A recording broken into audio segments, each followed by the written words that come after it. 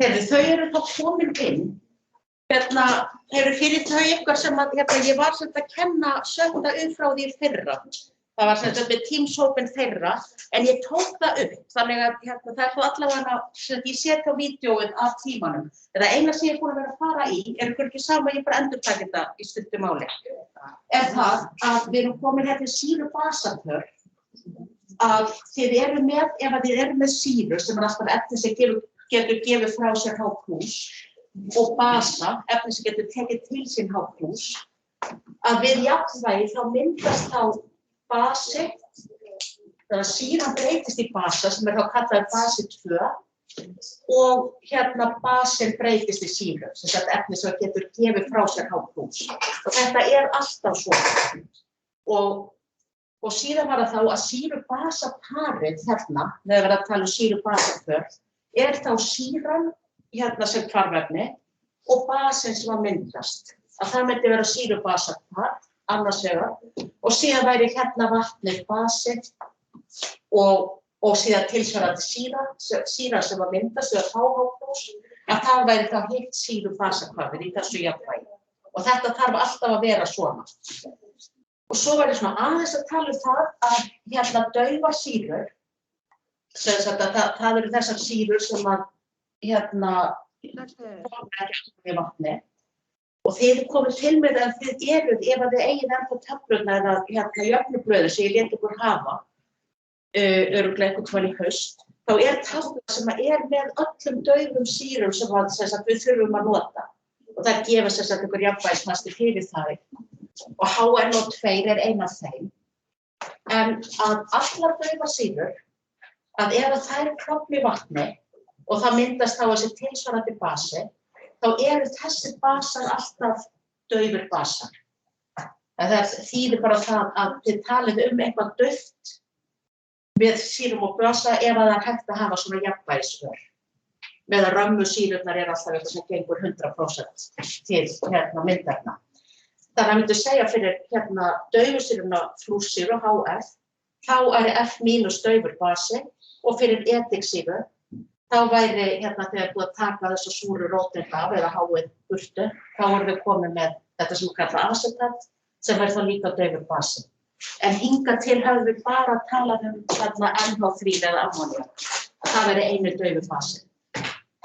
En það þarf alltaf að hafa í huga að þið sjáu það þá líka á því að þetta er þá, að þetta er mínusstaður, sem taka af þessu.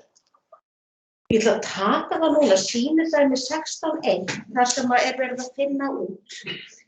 Tilsvarandi sýru og tilsvarandi basa við þessi efni, sem eru gefin upp, og svo kemur til með að láta þá sem að mættu, eða eru núna á staðinu, fá prófin sín, þannig að þá bara hætti upptöku, og svo fáið þið þá ykkar próf þegar þið mætið til að skoða. Ég ætla að taka þetta, en munið að þegar sýra breytist í tilsvarandi basa, þá tekur maður eina róteind af, en ef basi breytist í tilsvarandi sýru, þá bætir maður einni róteind við. Ég ætla að taka þetta út.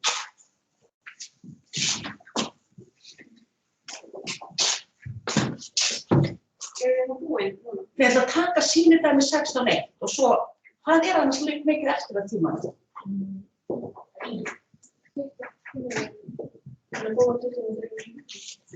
Klukkan er 56. Já, þetta er að taka kannski svona allra mesta lagi 10 mínútur, örugglega minna. Þannig að hérna kemur A, finndu tilsvarandi basa,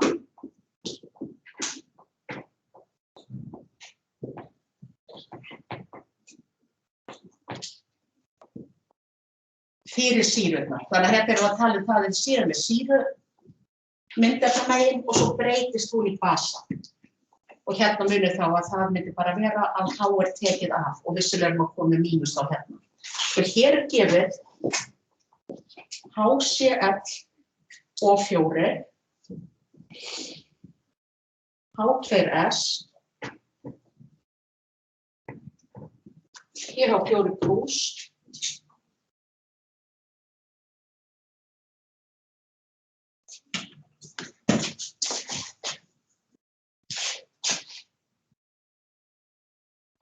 Þannig öllum þessum tilfellum þarf einfaldlega að draga frá að það er sem sagt mínus 1 H+.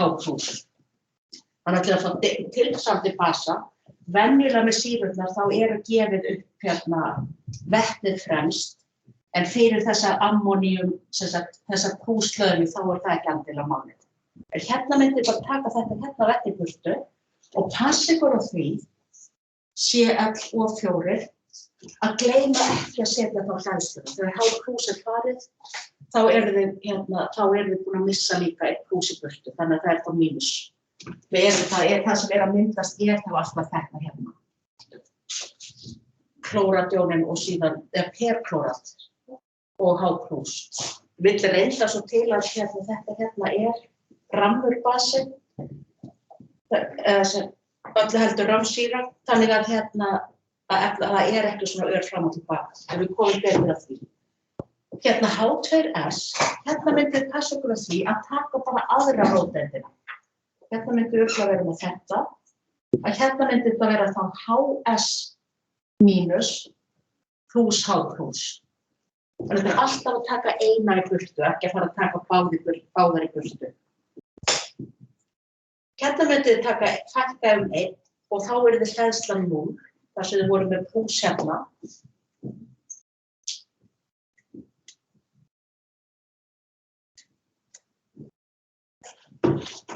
Þannig að hérna eru þið þá með að það er alltaf gefið sérstaklega fyrir hleðsluna líka, að við gleymum þeim ekki. En það er samt betra að gera dæmið og sleppa hleðsluna en að gera dæmið ekki. Og svo hérna, þegar þið eru byrjað með HCO3-, að þá myndið þið væntanlega enda með bara CO3 og hver verður hleðslan á því þá. Það er mínushleðslan eykst. Það er ekki bara 2 mínus. Með hérna myndið þið vera með CO3, 2 mínus. Og þetta er þetta allt í uppleysti vatni, þannig að þetta væri alltaf AQ hérna fyrir aftar.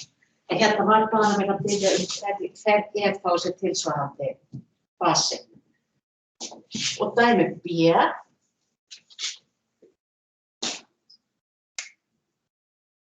Það myndi vera fundu tilsvarandi sýru.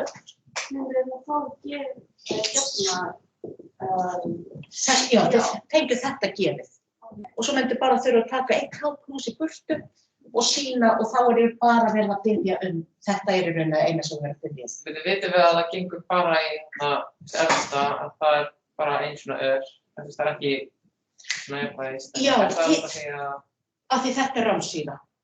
En þið þurfið já, það kemur af því að þið við ætlumst til þess að þið lærið utan að þessar rammusýrur. En sem sagt besta þumalputtaregla til að gera það er að sjá að þetta er sýra en hún er ekki listanum yfir daufusýrurnar. Ef hún er ekki þar þá myndi þetta vera rammsýra. Þannig að maður þarf í rauninni getur svona sloppið undan því en það er mjög oft sem að ég komi með einhverja rammasýra prófu og fólk bara finnur það ekki töflun og frís. Þannig að bara ef það er ekki í þessari sýrutöflu þá er þetta rammsýra. Þá gengur þetta 100%. Síðan eru það þá þessi basar, myndi talsverðandi sýru og þetta er þá fyrir basana hér. Og þá er það að gera nákvæmlega öfugt, þá er það að bæta við H+. Þannig hérna er gefið cyanidjón, SO4 2-, vatn. Og takið eftir að hérna erum við með HCO3 bæði sem sýru og sem basa. Þarna erum við með efni eins og vatn sem getur bæði gefið frá sér H og tekið til sig. Það er þessi mínusgæsla á. Þannig að hérna myndum við þá fá að hérna verður þetta alltaf plus. H+. Og þetta hérna er þetta dauf sýra, þetta myndi vera svona. Og hér myndum við bara bæta við H+ og þurfum þá að passa ykkur að hækka hleðsluna upp. Þannig að hérna erum við á blásýru, HCN, og það ekki nokkur, það ekki neinn hleðsla því, mínusleðslan og svo bara +1. Svo þegar þeir bæti við hjá SO4, þá myndi þetta verða bara 1 HSO4 og í staðinn fyrir að vera 2 mínus, þá verður það mínus.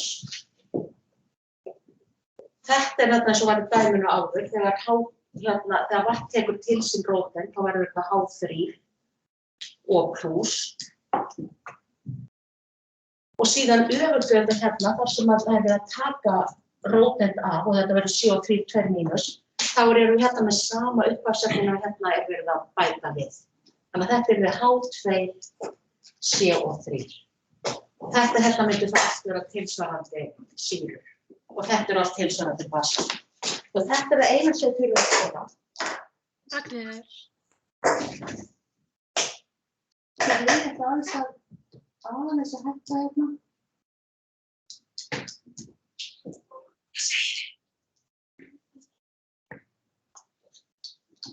Halló. Já, þetta er kannski spurningu það að mætti sjást aðeins betur hérna. Aðeins lengra.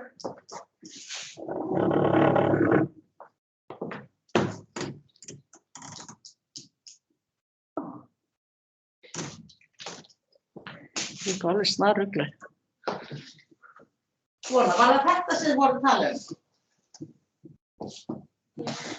Ok, flott er. Heyrðu, allavega, ég var orðin svo flink eins og áður fyrr, en nú er maður aftur byrjandi að ég sér fjarkennslu. Ég vona að það verði ekki. Heyrðu, ég ætla bara að láta þetta ganga, bara að hætta með upptöku.